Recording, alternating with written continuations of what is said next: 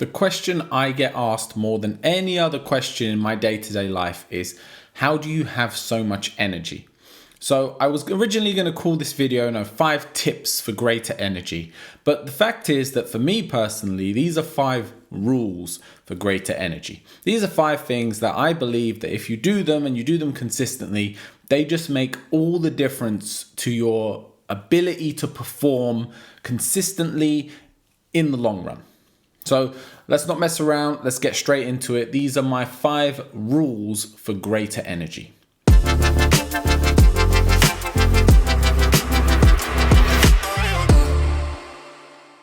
Rule number 1 is to drink more water.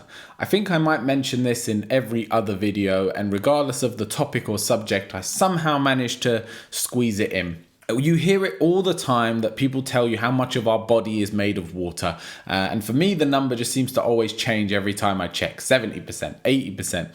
You get the idea. The majority of what we are made up of is water.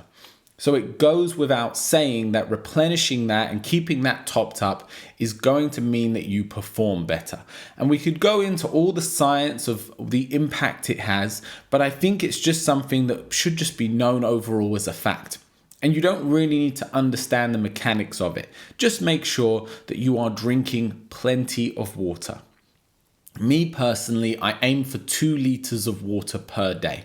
Now, some might say that that's a lot, but I exercise a lot and I'm naturally a sweaty person.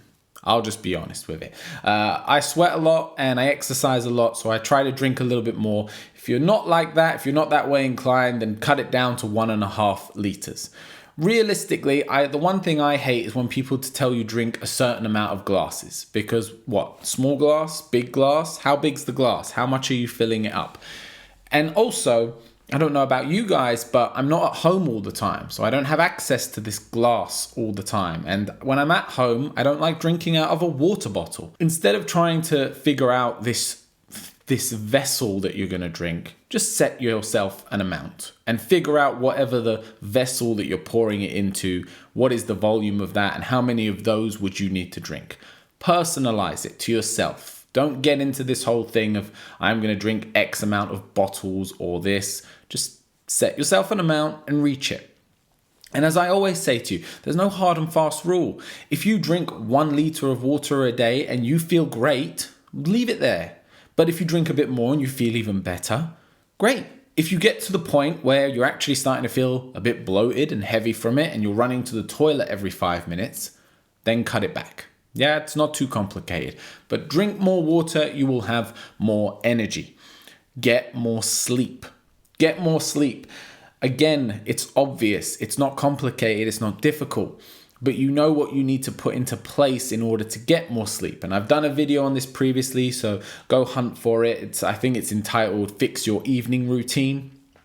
And it talks all about putting away technology, getting away from screens, and doing the stuff necessary to ensure that you're going to get a good night's sleep and therefore be replenished and able to perform the next day.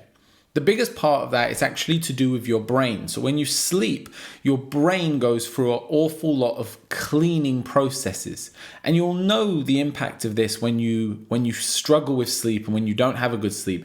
You wake up with brain fog and your brain almost feels like it needs to be cleaned. And you definitely will recognize it when after a few days of that, you have a really good night's sleep.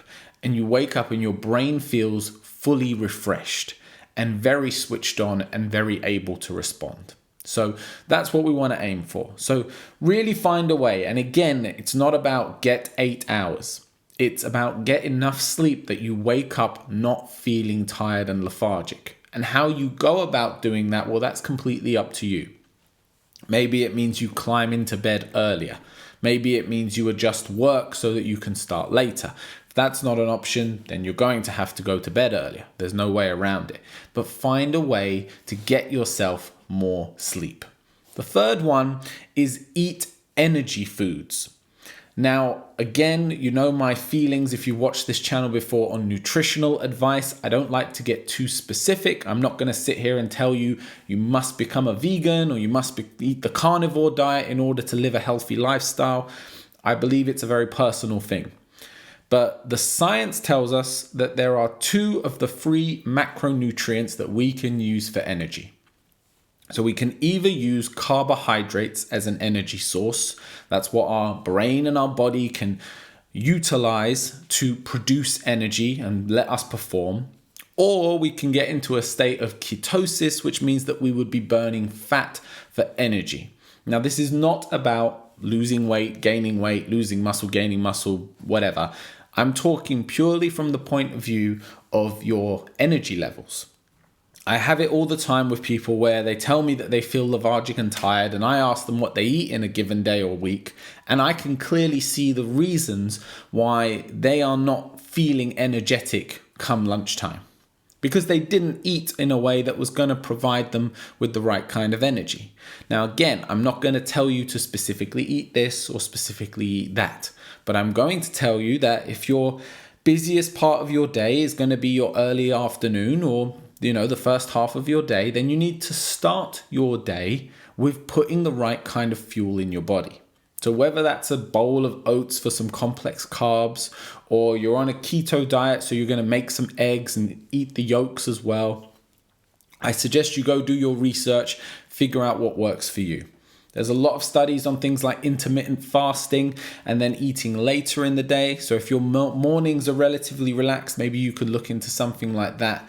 And I'll do more videos on this in the future. But eat foods that are going to provide you with sustainable energy that you can put to work throughout the day.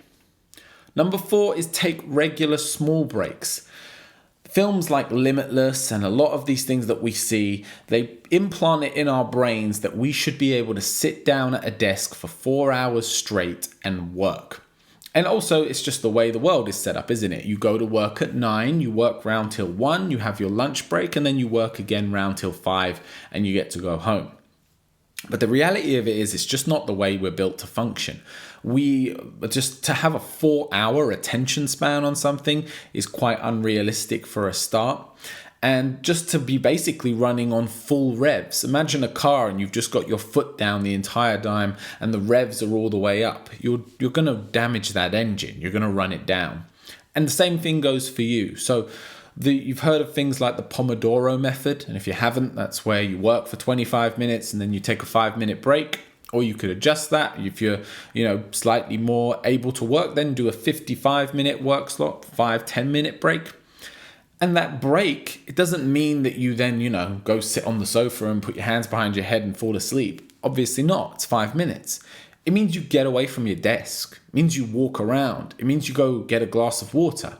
It means you snack on some healthy foods that you like.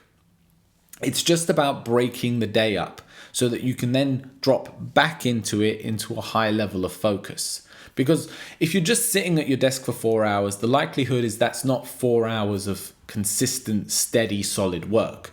It's more likely that it's kind of meandering and falling in and out of focus. Whereas if you say to yourself, I'm going to work for 25 minutes solid, no distractions on this one task, and then I'm going to take a 5-minute break. And then I come back, another 25 minutes solid, then another 5-minute break. And then of course, after you've done a few cycles, you can take a longer break or you can go do something else. But take small, consistent breaks throughout your work and don't be afraid of it pulling you out of focus. But just make sure that you set up the time frame of how much you're going to work and how much you're going to rest for the amount of focus that you know that you can give to a given task. For certain things, that might be a longer attention span than others. Okay, like for me, if I'm doing my taxes, we're talking a 20-minute attention span because I can't stand it. I'll do 20, I'll take 10 minutes. I'll do 20, I'll take 10 minutes. I still get the work done. It's just that it's going to be in smaller chunks. When it comes to recording these videos, I spend a good couple of hours recording and then I take a break. Make sense? The last one is on rest days or days off. And you've heard the word rest days if you've ever done exercise and they talk about, workout Monday, Tuesday, rest Wednesday, however you want to work it. But rest days are essential in every walk of life. It's the reason why so many of us work Monday to Friday and then we've got the weekends off as rest days. But where we seem to go wrong is we don't allow our rest days to be exactly that. And a big part of this is, of course, technology. Technology allows things from other areas of our lives to invade our time and infect rest days with work. So I make recommendations that whatever your day off is, it should be done away from your phone. Especially if you have a work phone, that thing should be put in a drawer and should not be taken out until the end of the day, until the next day, until you're back at work. Don't allow it, because it's about taking a break from the mental stresses and pressures. So if you look at an email, even if you have no intention of replying to it, but you read it on Saturday night, but you can't really do anything about it till Monday, you're going to carry that stress with you over the weekend. So although on Sunday you're going to the beach with the family, in your subconscious mind, you're going to be carrying the concerns of this email all the way through until you get back to work to Monday. Now you get back on Monday, you'll send that email and you'll feel a sense of relief, but you've sacrificed that relief that should have been done on the weekend when you were spending time with the family. So ensure that your days off are days off. In binary terms, ensure your 0 is a 0 so that your 1 can be a 1. Turn it off so that when you turn it on, you truly turn it on. And it's all about being more productive, because if we truly rest and we truly recover, we are far more able to then put our foot on the gas when it counts and when it's time to do so. But if we're always trying to overclock and overrun the engine, then this is where we get things like burnout, things like fatigue, we get tired, we start making mistakes, and all of this then accumulates into stress, and it's a never-ending cycle. So guys, be productive, make sure you're eating the right foods, make sure you're drinking enough water, make sure you're doing things that make you feel good, make sure you're taking breaks, all that good stuff. Make sure your 0 is a 0 so your 1 can be a 1. And as always, take care of yourself.